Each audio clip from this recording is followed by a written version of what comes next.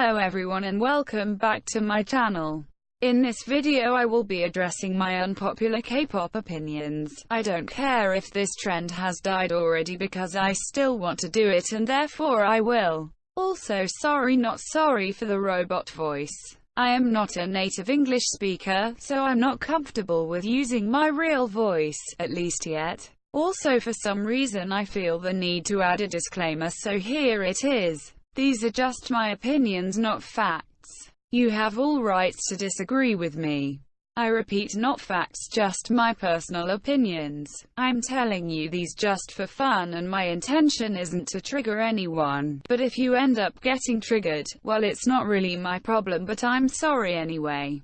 Now I am going to shut up and get to the point. Here you have my long-awaited opinions that absolutely no one asks for.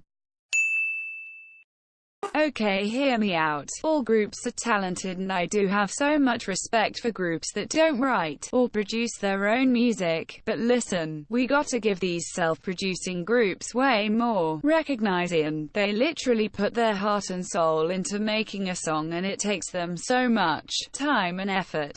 It would be so much easier if your company just gave them a full song, but they decide to work their ass off to put out a song they made. Writing or producing is not easy, and it's a real talent. Usually it's only the fans who praise them for making their own music, but I think the general public should also recognize it and give them their support. I'm not sure if this is totally unpopular, but my point here is that I think self-producing groups have more talent in different categories.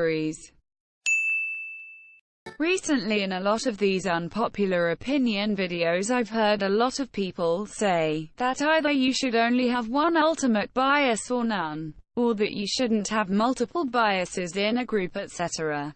Now in my opinion, there are no rules to biasing in K-pop. I feel that fans should have the rights to bias whoever they want or as many members as they want. I mean, it's literally just a favorite member/members. It's not that serious. If someone wants to have 12 ultimate biases, then let them. It's not really anyone else's business anyway. I might have quite a lot of people agreeing with me on this one. But seriously, first of all JYP groups are literally incredible. JYP groups put out some of the greatest bops in K-pop. I mean, just take a look at all the releases this year. Dalla Dalla, Fancy, Mirror, etc. Like damn. Second of all, JYP is in my opinion also the least problematic out of the big three. JYP also teaches their idols good manners and to be passionate, truthful and grateful. To me all groups from this company just seem to be really close. It's like a big family. I was really hesitating if I should include this here or not, but I honestly really don't care. I'm just gonna say it, a toxic fandom is a valuable reason to not stan a group. But a toxic fandom is never a reason to hate on a group. I feel this way because obviously when you stan a group, you want to interact with other fans. And honestly, stanning a group and avoiding the fandom is extremely hard. People need to understand what a big part of fandom plays when you stan a group. And if such a big part of the whole stanning experience is that toxic, then it is totally okay to not stan. If the person already has such a negative picture of the fandom, then it's really hard to change that. I mean, of course you could always just stan a group and not interact with any of the fandom. But that just sounds so boring and I don't think anyone would want that. CLC is not that underrated as you all make it seem. Of course they deserve more popularity than they get, but still, most K-pop fans know them. Sometimes when people whine about this it makes me feel like, do you all even know what it means to be seriously underrated and slept on? I can't really say how popular they are in Korea because I don't live there. The only thing I have noticed is that, for example, in most random play dances that are held in Korea for the public, CLC songs are played and a good amount of people dance to them. I don't know if that's a good point, but it's the only thing I can say. LMAO. I know views shouldn't matter, but their most viewed music video Hobgoblin has 25 million views. Oh, and Black Dress also has 25 million. No has 15 million. And their most recent song Me has gotten 8.5 views in a month. I just don't understand. Any group with a MV with more than 20 million views is not underrated at all to me. There are literally groups with 400k views on their music videos that were released years ago. Those groups are underrated. Go whine about them instead. CLC are thriving and even got their first wins this year. Just shut up and be happy that they're successful and getting the coin. I love both Rosé and Lisa and I think they're both amazing dancers. But in my opinion, I prefer Rosé's style of dancing a lot more than Lisa's. I honestly don't see anything special about Lisa's dancing. Everyone is saying that she is like the best dancer from all K-pop girl groups, but I never saw it. Her dancing is just not appealing to me. She is good, of course, I'm not blind. I think every dancer always has a certain style of dancing and their moves are very recognizable. But I don't think Lisa's dance style is that recognizable to me at all. During their debut I thought Jennie was also amazing and I literally thought she's a dancer. And was surprised when I find out that she's not. Anyway, I still love Lisa and she is a great dancer. My point here is just that her style is not appealing or recognizable to me. I don't know why I'm trying so hard to not sound mean or to hurt anyone. Maybe it's because I am an emotional little shit and might just cry over someone even slightly raising their voice at me. Okay, next. That's it. Sometimes I feel like I'm the only one who thinks this way. LMAO.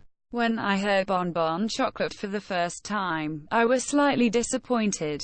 I really like the verses and the pre-chorus, but I really didn't like the chorus at all. And why is everyone saying Dalla Dalla is messy? LMAO.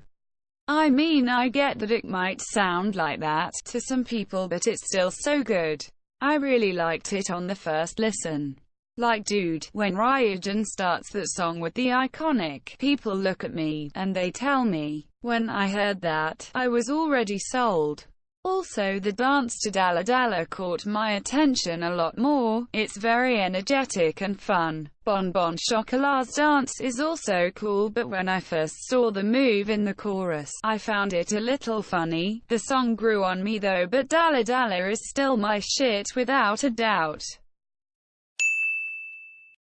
I completely understand that some fans feel the need to bring up how messed up a certain song's line distribution was. And I agree, there are exceptions like Miro by Stray Kids where Mr. Main vocal Kim Woo-jung got like only one 5-second line. But line distributions exist for a reason. Members have different positions for a reason. Obviously the main vocal or the singer will most likely get the most lines, because they have the best voice. It might also be that a certain member's voice just fits the song, or the concept more so, therefore they get more lines. Line distributions can be shit, but at the end of the day, it is the way it is because the company or the group thought that's how it will sound the best. I don't think the company's intention is to never hide a member, but it's more about whose voice sounds the best with the song. Now about being a center. I've seen a lot of people complain about a certain member always being overshadowed by the other members or not having enough time as a center. I admit, it does make me sad too. But I also accept the fact that the most appealing member is always gonna be put as a center. In some cases it doesn't make sense when people are like, why does blank always get put in the back? Like, use some common sense. Maybe there are members in this group that just shine a little bit more, so obviously they will be put in the front for everyone to see more. I'm sorry, but you just can't put someone that doesn't appeal and doesn't have the look/talent to be a center. I know that sounded harsh, but that is how the Korean entertainment business works. I know everyone wants their bias to get the attention they deserve, but complaining about it is dumb. Because there is always a reason why that member is not put in these positions that you'd want them to be in. Okay, so there are a few songs that I feel like literally everyone loves except for me, lmao. These songs are Don't Wanna Cry by 17, Bad Boy by Red Velvet, and Love Scenario by iKON. I mean, I don't hate these songs, but I also would never find myself going into my Spotify and listening to any of these for fun or enjoyment. Saying that I don't like Love Scenario kind of makes me feel like a criminal, lol, but yay, that's that. This has definitely been Idol's weakest comeback so far. On first listen, it really didn't make me feel any sort of way.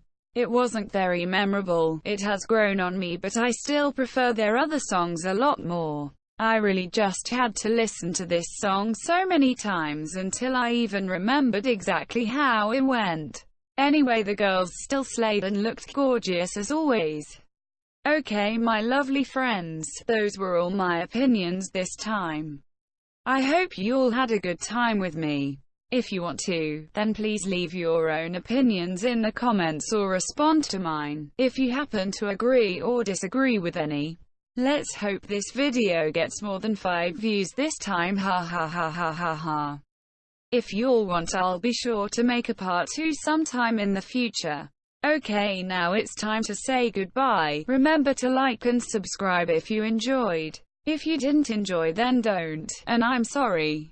See you on my next video. Goodbye friends, I love you very much.